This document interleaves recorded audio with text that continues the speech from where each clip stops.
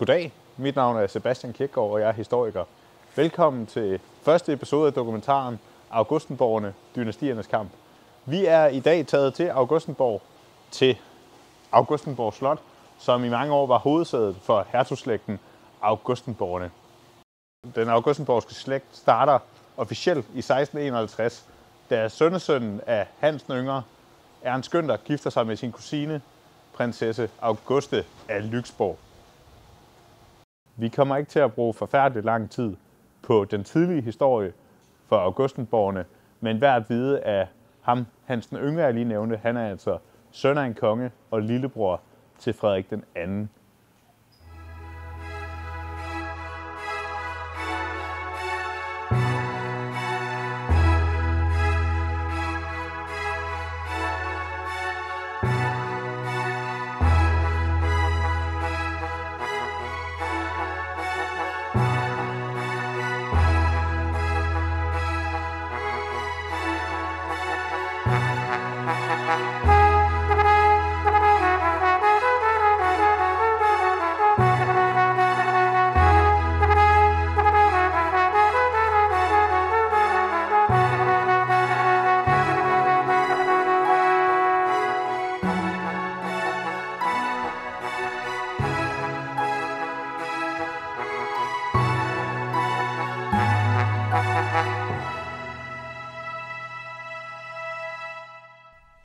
I midten af 1700-tallet begynder det igen at blive relevant at kigge på andre store familier med arvekrav til både den danske trone og andre dele af Danmarks rige.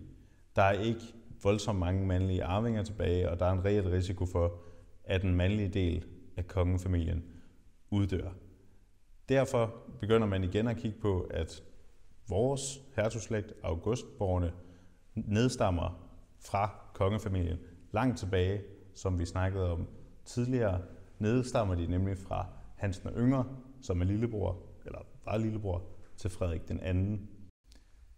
For selvom hertugfamilien Augustenborg nedstammer fra den yngste søn af Hans den Yngre, er de nu den eneste overlevende slægtslinje, og har derfor stadigvæk et gammelt krav på i hvert fald dele af Danmarks rige.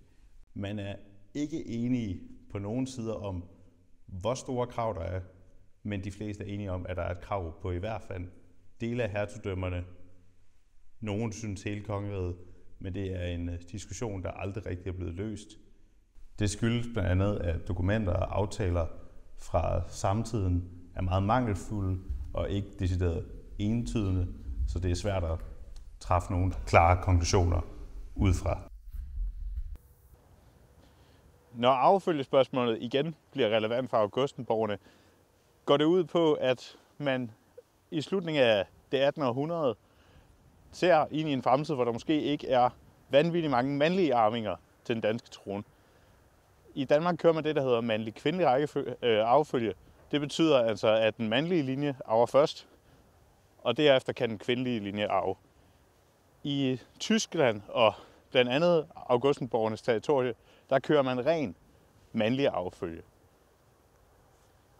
Manglen på mandlige arvinger i Danmark gør, at man ser langt ud i de omkringliggende lande for at finde en måde for den danske helstat til fortsat at eksistere, selvom den mandlige linje vil uddø. Man finder ud af, at den tyskorienterede slægt, Augustenborgerne, jo som sagt har afkrav på i hvert fald Slesvig og Holstein. Den kvindelige linje, som her består af Louise Augusta, som er den kommende konge Frederik den 6. søster, vil i en union, altså et ægteskab, simpelthen kunne tvinge helstaten til fortsat at eksistere. Derfor går A.P. Bernstorff, der er dansk udenrigsminister på det tidspunkt, i forhandlinger med den unge Frederik Christians far om et ægteskab mellem de to slægter, som så bliver aftalt i 1780. Det er her essensen i det dynastiske verdensbillede kommer ind. Det handler nemlig ikke om individuel hæder og ære eller individuel formåen. Det handler om, at Augustenborg på et tidspunkt kan sætte sig på den danske trone. Måske ikke den her generation, måske ikke næste generation, men måske om 3 generationer.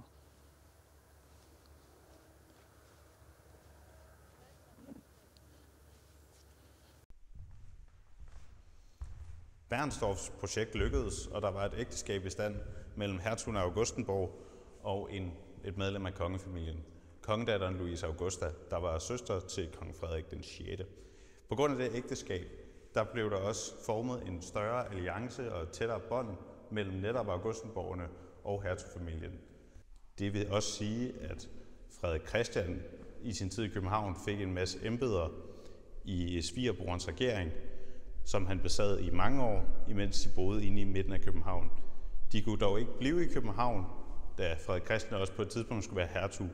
Og faren, der blev mere og mere syg, begyndte at oplære den kommende hertug i, hvordan man forvaltede et slot og landarealer som det her.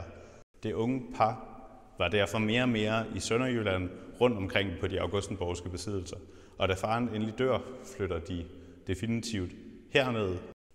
Frederik Christian trækker sig også mere fra regeringslivet og begynder at blive mere hernede, hvor han isolerer sig i sine sidste år i en kamp mod både sin kone og sin svigerbror om arvefølgespørgsmål i både Sverige og Norge. Sønnerne bliver imidlertid ikke forsømt. De bliver blandt andet sendt på dannelsesrejse rundt omkring i Europa. De to drenge bruger lang tid i Tyskland og også i Italien med nogle afstikker til Paris. Og den kommende hertug, Christian August, tager også til England, hvor han bliver meget interesseret i hestevæddeløb og opdræt.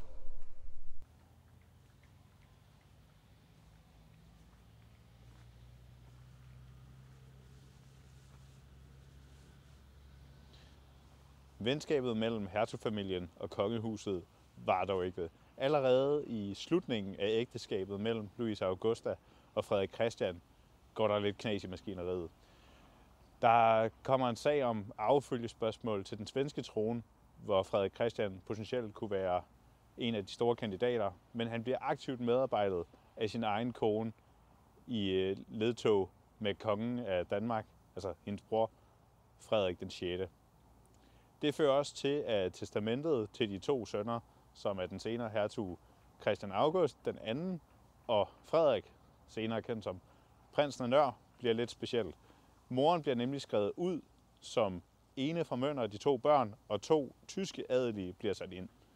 Det mærkes også i børnenes opvækst, hvor de er meget på tysk side i de kommende problemer og nationalistiske strømninger i Slesvig og Holsten.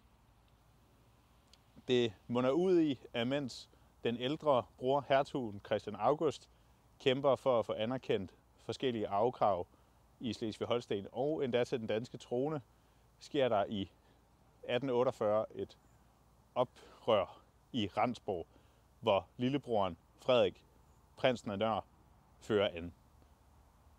Det ødelægger endegyldigt det dynastiske projekt for Augustenborgerne, da det giver den danske stat muligheden for at stemple dem som landsforrædere og smider dem ud af landet. Resten af krigen står Augustenborgerne på de slesvig-holstenske oprørs side og bliver senere udvist af landet.